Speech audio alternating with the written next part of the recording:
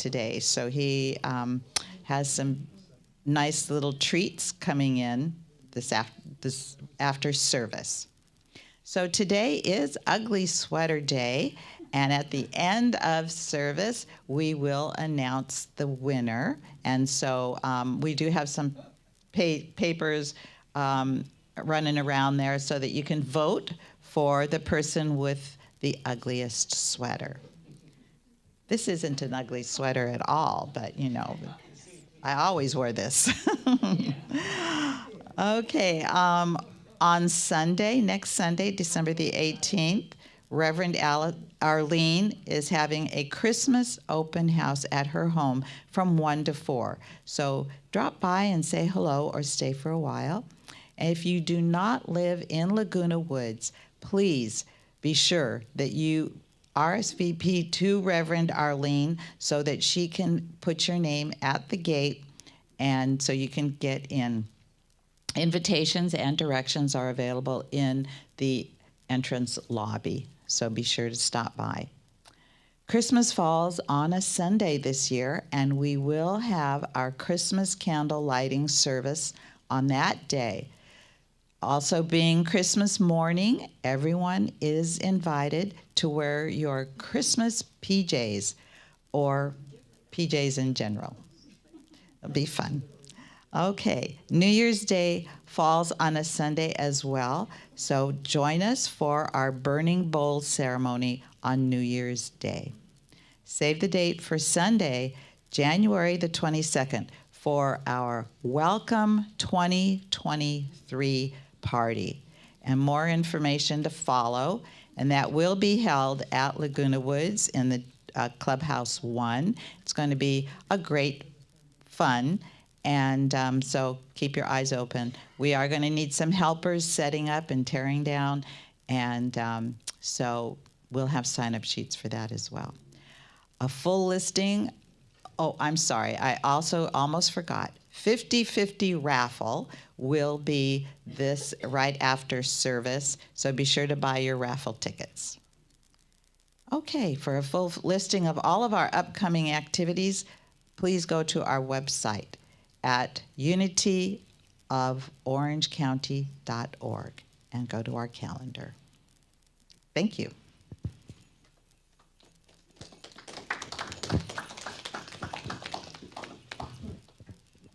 So there are a couple of really great songs about love on Christmas that are not romantic type of love, which is always the challenge with love topics, because there's plenty of love songs. But like love for your fellow mankind, that's a little bit more challenging usually. This is a great one. If you've heard it before, you heard little tiny Michael Jackson sing it. So. Hold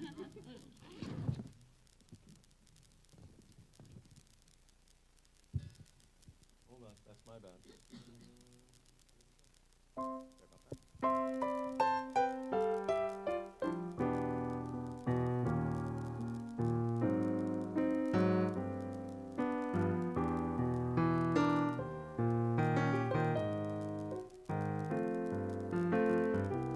People making lists, buying special gifts, taking time to be kind to one and all.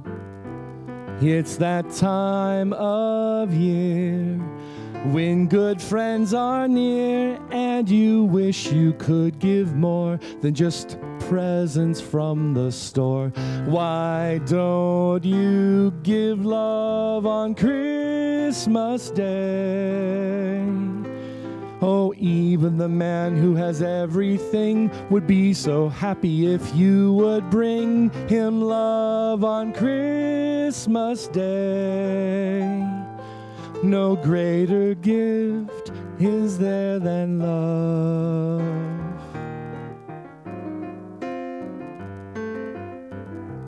People you don't know, smiling out hello everywhere. There's an air of Christmas joy.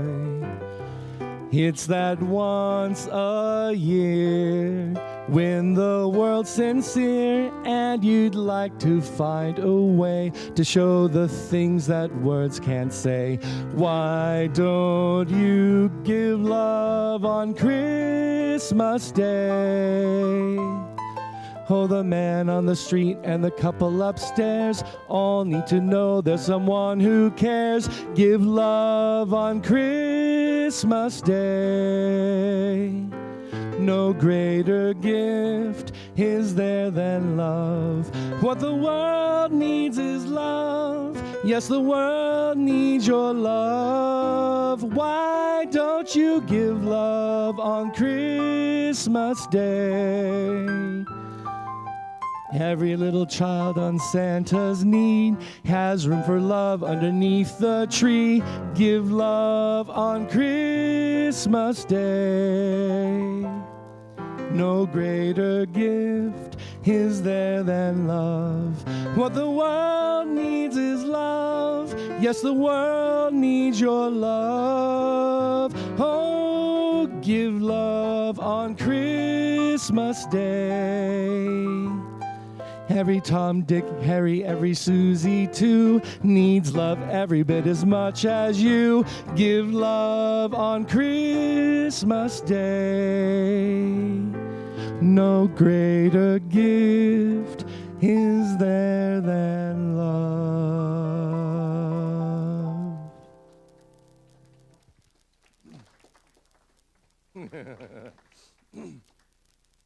All right, guys, thank you guys so much for that. Please get comfortable in your chairs. We're going to get ready for the daily word and meditation. We're going to do it by singing together, Silent Night. Once again, opportunity for you guys to listen to the words and meditate on them a little bit.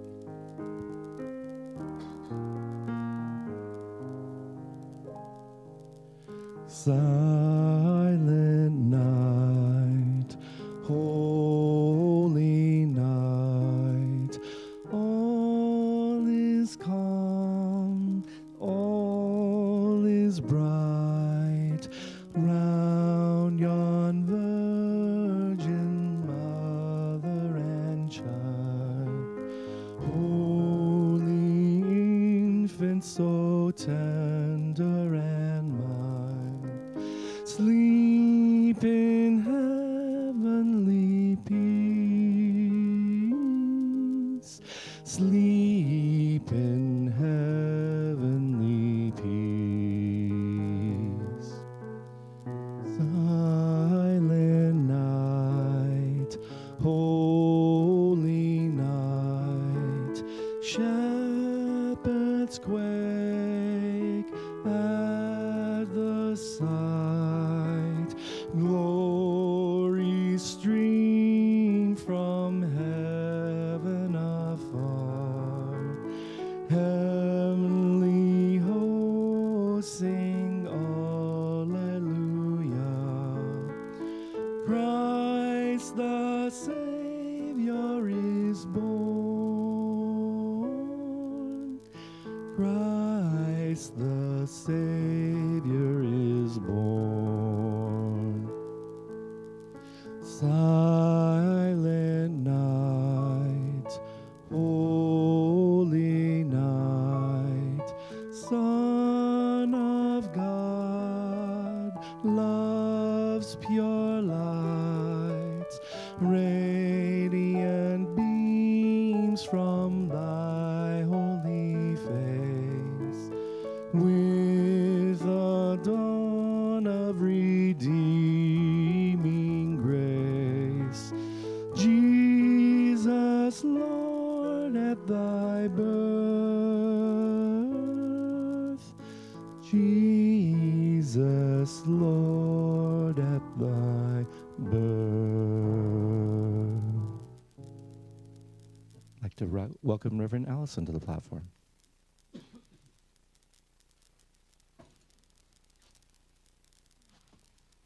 I just feel so refreshed after that. All right, the daily word for today, December 11th, 2022, is love. And we're almost all wearing red, so that worked, right? And the affirmation today, I answer the call to love embracing the world. Love is both a noun and a verb, more than just a feeling. It is one of the highest intentions that I can hold, and one of the most sacred actions that I can take. Love is the name and nature of God, the pulsation of oneness from the center of my heart to the farthest reaches of every existence. On this third Sunday of Advent, love is also a call to action, an invitation to perceive the world through the Christ presence and live as the love I am. I open my heart and let my love flow forth as kindness, gentleness, and compassion. I stay grounded in the presence of God through my prayers, and I radiate love through my kind actions and words.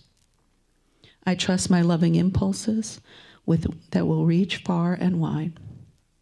The light and joy I send forth grows and expands to encompass all things. And the Bible passage this morning is 1 John 3:18. Little children, let us love, not in word or speech, but in truth and action. And now as the prayer box come forward, I invite you to sing with us Our Thoughts, Our Prayers.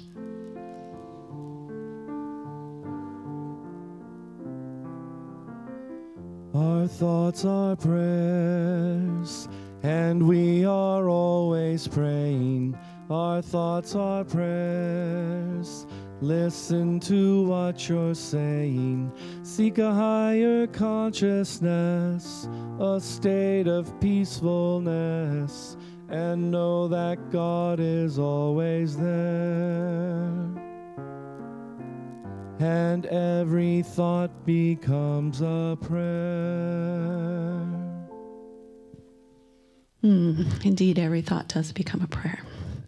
And we know that another word for God is indeed love. So in this moment and in this time, we send out love to all those who have brought forth these prayer requests. And we know that some of you have not brought those prayers forth yet, and they're still on your heart. But we recognize them, we acknowledge them. We know that the universal law is acting on them right in this moment and this time. So knowing this is our truth and accepting it as the word, we release it now, knowing that it is done. And so it is. And now I invite you to get ready for our meditation, which coincidentally is on love. And if you're so comfortable in the position, put your feet on the floor. And I invite you to put your hands on your lap facing up, if that's comfortable for you. And just slowly start to go within, close your eyes, begin to take some deep breaths.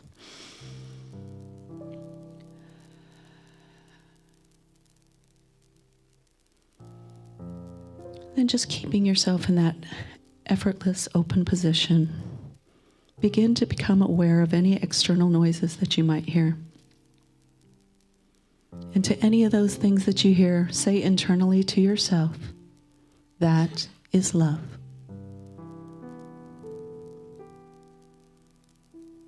Repeat that phrase in response to any noise that you hear as you scan the environment around you, listening, knowing.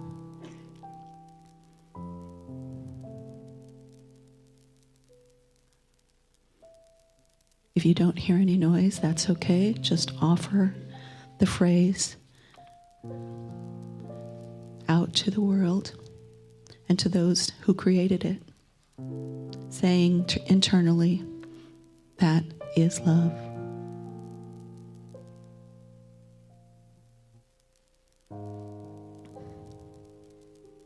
This creation is because I am.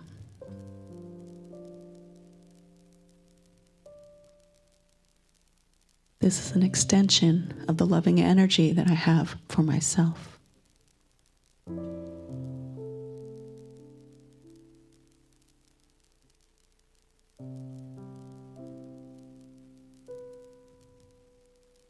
And to that loving energy that you have for yourself, say to it, Namaste, which is, I see the light in you. Recognize and feel that light within yourself.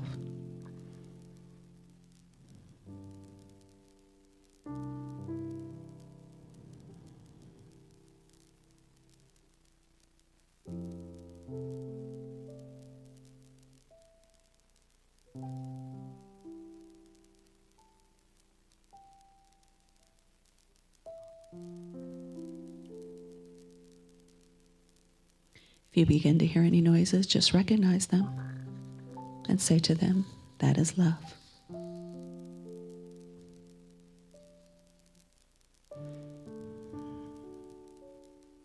Say to each one, that is love. This creation is because I am. This is an extension of my loving energy.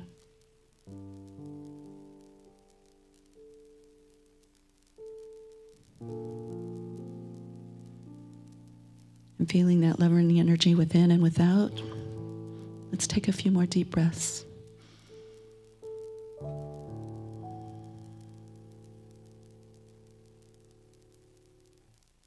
As we go about our day today, as we come up against anything that might not be our true self or our true feeling, we can just simply remind ourselves that that too is love, because all is love, all is God. And we can go back to that place of self-love and loving mankind.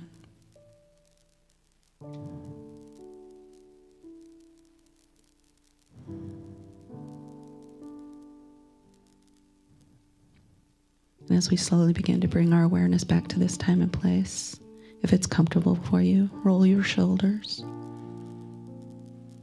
wiggle your toes and move your feet. Turn your head from side to side. And know that you have spent this few moments in self-love and that you are that love. Namaste.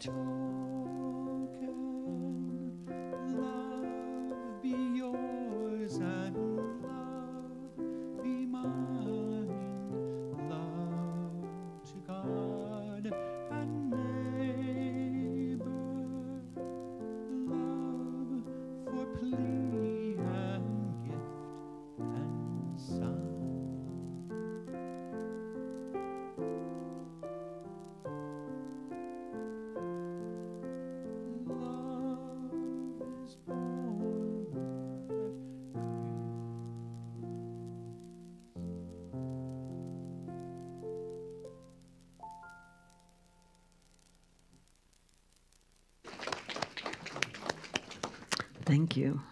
Thank you, Tom. Thank you, Bill. So we're doing something a little different this week. We're going to be doing love and joy because next week I won't be here because I'm going to be getting ready for you guys. So if I was here, then I wouldn't be there. So I could only be in one place at one time, most of the time. I haven't been able to do that yet. So we're going to light the 2 Advent candles for love and joy. So I love that song about love came down at Christmas, because Christmas is about love. And, one of the most beautiful quotes in the Bible about love is from Corinthians. And it says, "Love is patient and kind. Love is not jealous or boastful or proud or rude. Love does not demand its own way. Love is not irritable, and it keeps no record of when it has been wrong. It is never glad about injustice, but rejoices whenever the truth wins out. Love never gives up, never loses faith, is always hopeful, and endures through every circumstance. Love will last forever. But prophecy and speaking in unknown languages and special knowledge will disappear. There are three things that we'll enjoy: faith, hope, and love. And the greatest of these is love." And, I do that quote a lot when I do weddings. It's such a perfect quote for that, but it really is a perfect quote for Christmas, too, because love does endure. And, at this time of year, sometimes we forget that about love. Sometimes people aren't so loving. Sometimes they're kind of rude. But, when you think about love and we think about God's love, which is what we're talking about in this, I always like to compare God's love to a dog. I think there's a reason dog and God are the same word backwards. Because when you think of God's love, you think of unconditional love, right? It doesn't matter what you do. It doesn't matter whether you forget them. It doesn't matter whether you remember their birthday or their anniversary. They still love you. You come home, you come back, you forget them. They still love you. They just love you no matter what.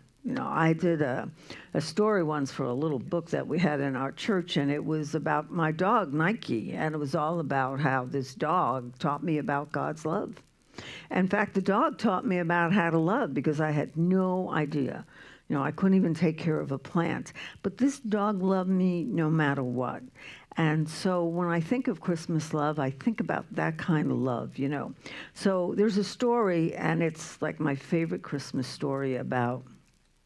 It comes from a book by James Dillard Freeman. He's got a book about Christmas, and he's got all these fabulous stories in them and beautiful illustrations, and I don't even remember anymore what the book is called. But there's a story, and it is the perfect example of Christmas love. So it is Christmas, and all the animals and trees are excited because they have heard from the wind that the King of Heaven is coming their way to visit. Each Christmas he comes to earth on his birthday, and this year he is coming their way.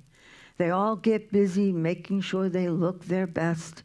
The scarecrow out in the field also wants to do something, but they ignore him because he is ragged and does not have a soul. So the trees drop all their dead leaves, and the birds primp their feathers, and the cow makes sure she's only the best milk, and the rabbits make sure their firm is well groomed.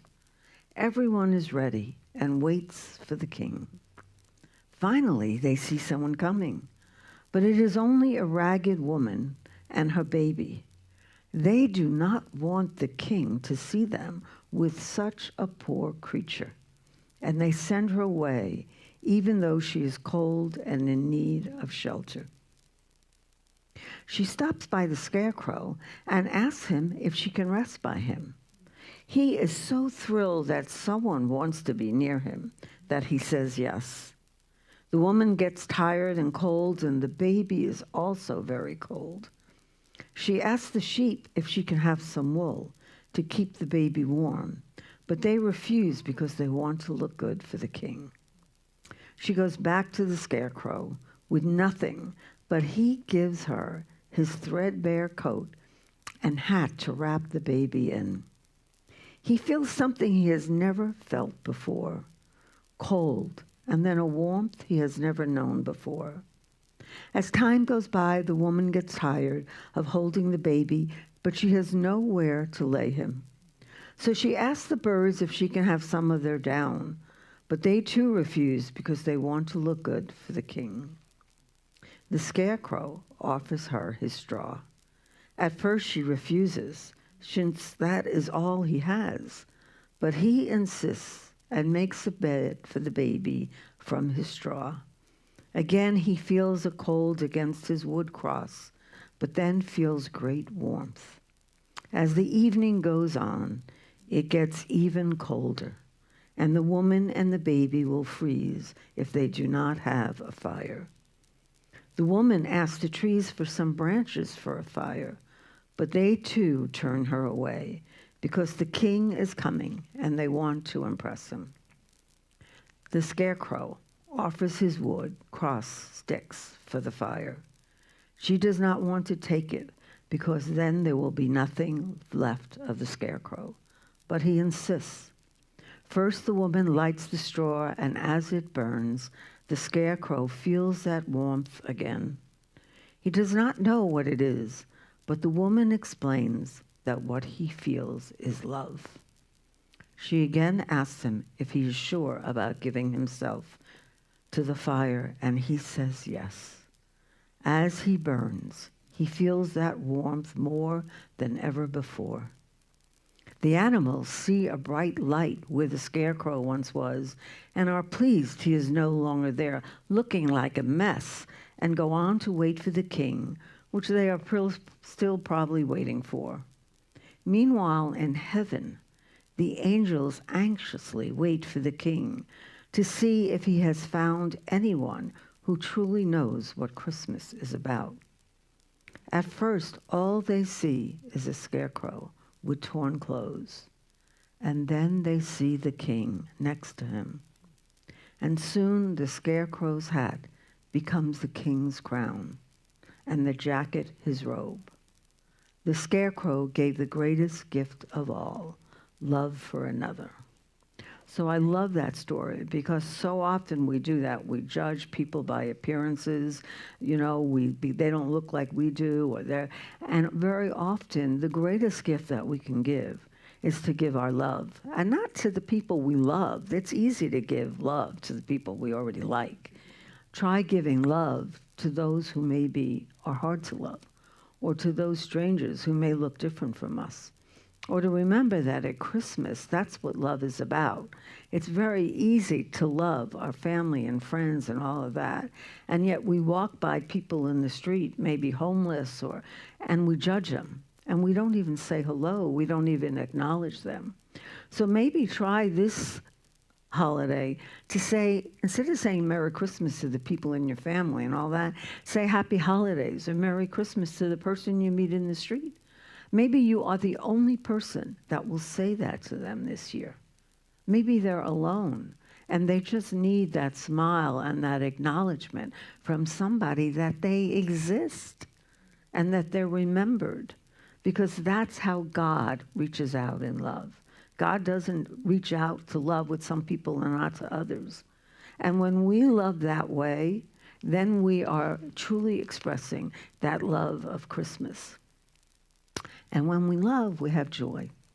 So there's I love Christmas stories. So there's an interesting story about Charles Dickens. So when you think about Christmas, most people think about Christmas Carol, right? It's probably the most common book. I mean, it's the most popular book. It's a popular story. You know, it's all about Ebenezer Scrooge, who hates Christmas and is mean and cheap and all of that, and causes all his workers all these problems. And his ex-partner, Bob Marley, comes and warns him that he's going to be visited by 3 ghosts, the ghost past, ghost present, and ghost future, to teach him the meaning of Christmas. And he goes, bah humbug, you know, and that's where that word bah humbug comes from, is the story of Scrooge. And so everyone knows about this, but the story of Charles Dickens and his writing this is actually more interesting about the whole idea of joy at Christmas than the actual Christmas Carol. So Charles Dickens had written by that time a few stories, and he had made some money. And then his last book that he had written before that, he hadn't made so much money, and so he was worried about money. He wasn't very happy. He wasn't very joyful. He had a large mortgage on his house. He didn't know how he was going to pay for the mortgage. He didn't know how he was going to feed his family. He was so despondent. He had anything but joy in his life. And so he was depressed, to say the least. And so he decided to go out for a walk. And so he's walking through the wealthy neighborhood that he lives in, and he starts walking out of that neighborhood, and he walks into a really, bad neighborhood. It's just a poor neighborhood. And he sees, all these people who have so little. I mean, so little. They don't have money for food. They don't have money for a place to live. And he was reminded that when he was a boy, 12 years old, he would work for 12 hours a day, 6 days a week, to earn 6 shillings so that he could stay alive. His father was in debtor's prison, and the only hour he could get for school was 1 hour a day because he had to work all the other hours in order to be able to have enough money to eat. And so that night, feeling these old feelings he had of being so poor and everything like that, fear just welled up on him. And he goes home, and he's now really fearful, really depressed. And he's thinking he's got to find a way to get some money. Because have you ever had something, I know this has happened to me, you have something happens to you in the past, and then something happens in the present, and it reminds you of that thing in the past that maybe wasn't good, and the fear just starts getting riled up, oh, I'm going to wind up like that again. That's going to happen to me again. And so that happens to Charles, and he decides he needs to make some money. So he needs to write a story that he can write quickly and sell, and that it will be a popular story and give him enough money so he can make it until he writes his next novel. So he decides to write a little story. He remembered this Christmas goblin story he had once read, and so he decides to write this little story in which there's a small, sickly child and his honest father, and the center of the piece was a selfish villain, right? There always has to be a villain. And it was an old man with a pointed nose. Just think of Ebenezer Scrooge. So he has this idea, and he writes this story. It's like a short story. It's not really very big, but he figures he might make some money from it. Well, he winds up writing A Christmas Carol, and he gets it published like 5 or 6 a week before Christmas. And he's thinking, nobody's thinking the story's going to make anything. They didn't make enough copies. All the copies got sold. He made enough money from A Christmas Carol that he was able to continue. And after that, he wrote a lot of his other stories like Tale of Two Cities and all the things he's known for. He actually wrote after that. And what he learned from that was that he found the joy in Christmas, because as he wrote this story, the more he wrote, the more joy he felt. The more he got so attached to the story and loved the story so much and loved the character so much that he began to feel more and more joy. And kind of like Ebenezer Scrooge, by the end of writing the story, he was running around, Merry Christmas and all of that. And by the way, that term Merry Christmas actually comes from A Christmas Carol. It had been used before, but most people did not use it. And so what Charles Dickens learned was that even in the midst of despondency and depression and all that stuff that some people feel at Christmas, we can find the joy. And the joy often comes from the simple things. It was a simple little story. It wasn't even meant to do anything. They just published enough copies that they thought they'd have some so he can make some money, and they had to keep printing more. And it has become probably his most famous story, because I guarantee you that almost everyone has heard of A Christmas Carol. But Pickwick Papers or, Great Expectations, unless you were forced to read it in school, depending on your age, you have read Great Expectations. Or unless you're like me, and my favorite Charles Dickens story is A Tale of Two Cities, because it's such a romantic story. Everybody has heard of A Christmas Carol. They have Scrooge movies, they have cartoons, they have everything, because it's all about someone in the midst of a bad time finding joy. And that is what Christmas is about. It's about finding joy no matter what is going on in our life. So I love that story because Charles Dickens is just, I love his writing. So the reason joy is the last candle in Christmas for the Advent is because the first one is hope. You know, for Advent, we have hope. We have hope that it's going to be better. We have hope that these good things are going to come. And then from hope, we find some peace. And then once we begin to feel that peace, then we begin to feel that love. And once we show that love to others, think about it. When you show love to somebody else, what do you feel? You feel joy. You can't help but feel joy. And so joy is the last one. And when we have hope and peace and love and joy, then we are ready for the Christ to be born within us again. Because within each of us is the Christ child. Within each of us is that holy child. And every year it gives us a chance, Christmas, to renew that, to remember that, and to realize that when we look at someone else, we are looking at the Christ in them as well. So I invite you to close your eyes for a moment and take a few deep breaths.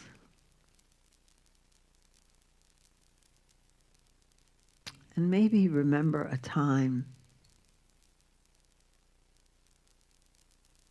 when someone shared with you, or you shared with someone, a love that was so deep, like the scarecrow,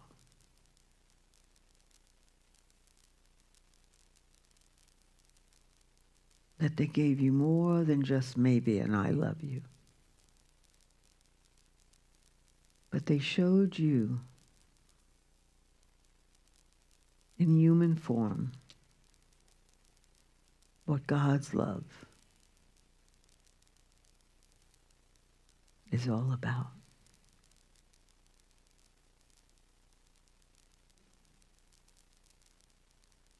Or maybe there was a time that you were able to do that for someone else.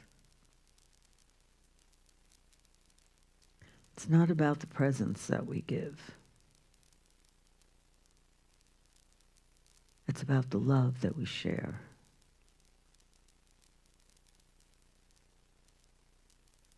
And the joy that we feel from that.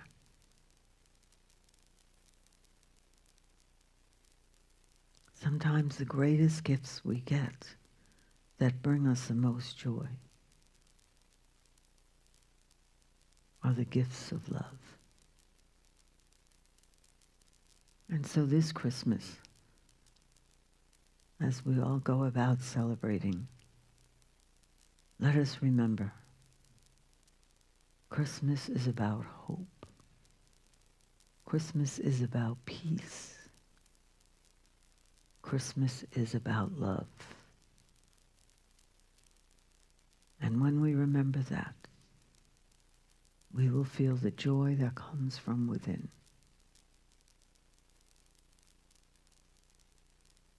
And so we say, thank you, God, for this season and for remembering what Christmas really means. And so it is. Amen.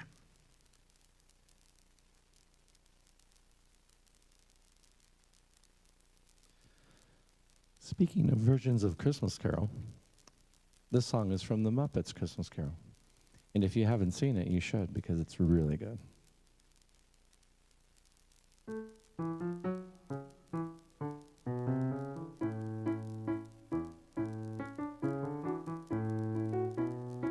It's in the singing of the street corner choir. It's going home and getting warm by the fire. It's true whenever you find love, it feels like Christmas. A cup of kindness that we share with another, a sweet reunion with a friend or a brother. In all the places you find love, it feels like Christmas. It is the season of the heart, a special time of caring, the ways of love made clear. It is the season of the Spirit. The message, if we hear it, is make it last all year.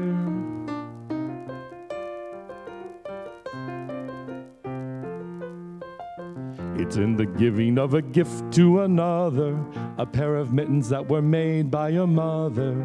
In all the ways that we show love, it feels like Christmas, a part of childhood that we'll always remember. It is the summer of the soul in December. Yes, what you do your best for love, it feels like Christmas. It is the season of the heart, a special time of caring, the ways of love made clear. It is the season of the Spirit. The message, if you hear it, is make it last all year.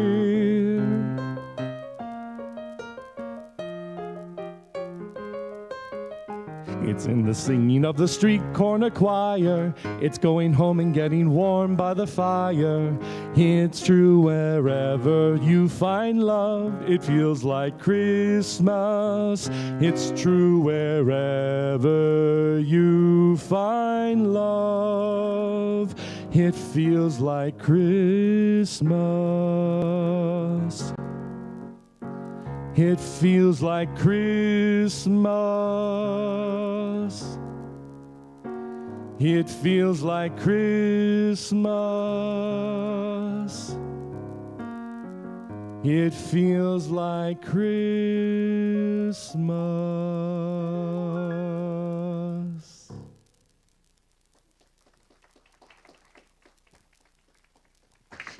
I love the Muppets. My sons are of the age when Sesame Street first came up. You know, they were real little. That tells you how old they are now. But anyway, I love the Muppets, especially Cookie Monsters. So anyway, so before we do the 5 principles, I thought, well, so you know who to vote for, because some of you haven't noticed all the great. We're going to have a little fashion show, and then you have a little piece of paper. And so while we're doing the 5 principles, and then you write the name of the person that you feel should get it. I don't want to be the only one choosing, and put it in the box as it goes around. So all of those who are fabulously dressed in their Christmas best, please come on up, because people may not know your name. And Jerry, Muscle Man, yeah. And John, come on forward. Love yours. Tom. Michi.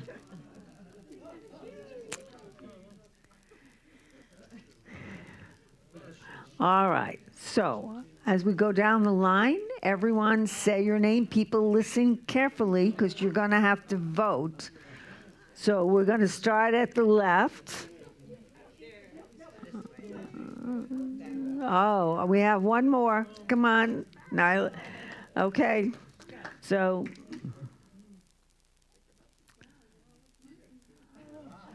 all right, let's start. We'll start with Jerry. Oh, no, Jerry's not at the end anymore. We'll start down here with Tom.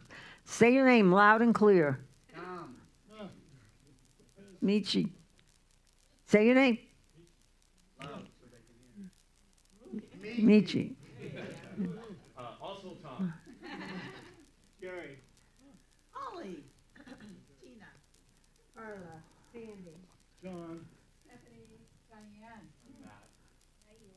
Okay, now, you all have a piece of paper? Do you all have a piece of paper? Who doesn't? Okay, we have some pieces of paper. I have some extra up here. If someone want to grab it, Allison, and hand them out to anyone who doesn't have.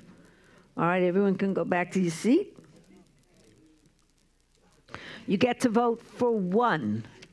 1, 1, 1.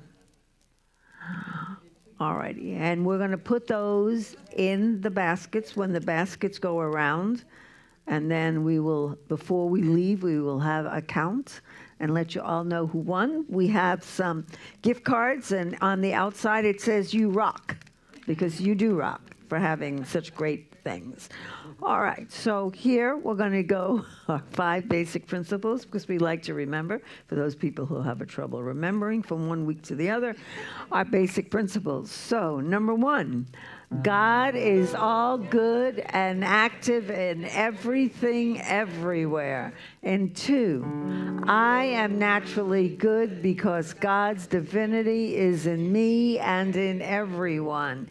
And 3, I create my experiences by what I choose to think and what I feel and believe. And 4, through affirmative prayer and meditation, I connect with God and bring out the good in my life. And 5, I do and give my best by living the truth that I know I make a difference. Okay, before we pass the baskets, does anyone need a pen to write on their paper? Okay, everyone's, Jean over here. Someone's giving you a pen. All right, so I now invite you to take your love offerings in your hands, and if you don't have a love offering, put your hand together, say the blessing. When the baskets go around, put your hand over the basket and bless the baskets. All right, together? Divine love through me blesses and multiplies all that I have, all that I give, and all that I receive, and I am grateful. All right, and while that's going around, we like to ask if anybody here is here for the first time. We're all okay. So we're going to do our first time is prayer. We're going to give it to each other. So together. We love you, we bless you, we appreciate you, and we behold the Christ in you. All right, what? Birthdays. Oh, yes, we have birthdays. Thank you. That gives us more time, too. All right, so who has got a birthday in December? Oh, the birthday, and Mark and Sandy, and... anyone have a birthday in January?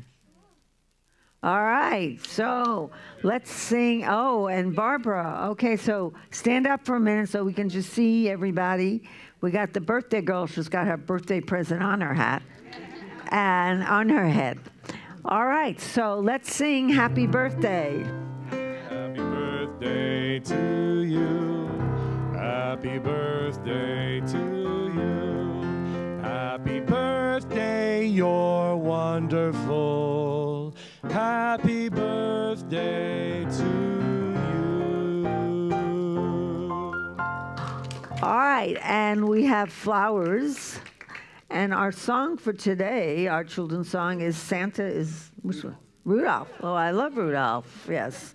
It's one of my favorite little cartoons, too. All right. Anyone have a birthday? Raise your hand so we get a flower. Barbara and Mark. That Mark. The camera Mark. Guy behind the camera. All right. So let us sing Rudolph the Red-Nosed Reindeer. And please rise. You know Dasher and Dancer and Prancer and Vixen, Comet and Cupid and Donner and Blitzen. But do you recall the most famous reindeer of all? Rudolph the Red-Nosed Reindeer had a very shiny nose, and if you ever saw it, you would even say it glows. All of the other reindeer used to laugh and call him names.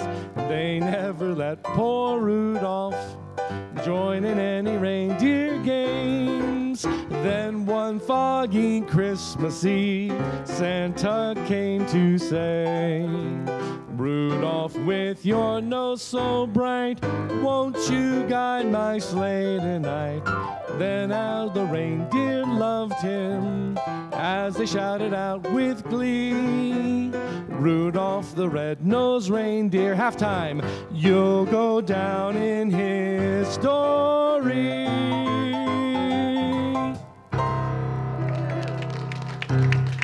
Okay, now we're going to do our prayer for protection and our peace song, and I will announce the winners after that. All right, let's hold hands.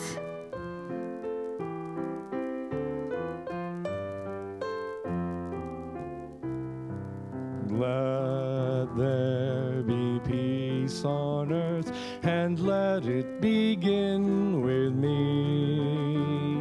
Let there be peace on earth, the peace that was meant to be, with God as creator, family all are we.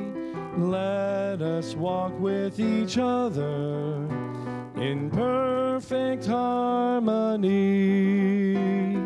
Let peace begin with me. Let this be the moment now. With every step I take, let this be my joyous vow. To take each moment and live each moment in peace eternally.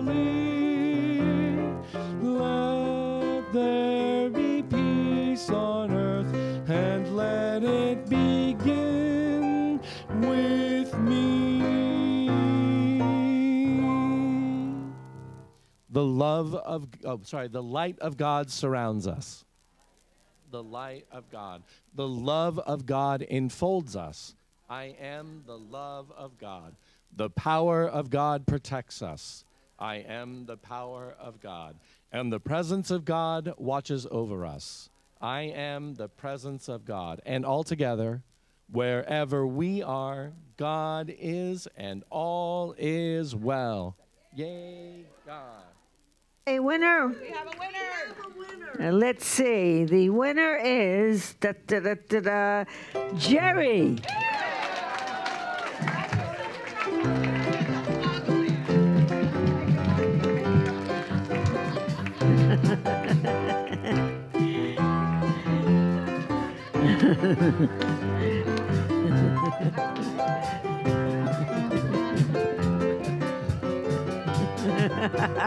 I don't know if that's a compliment or not.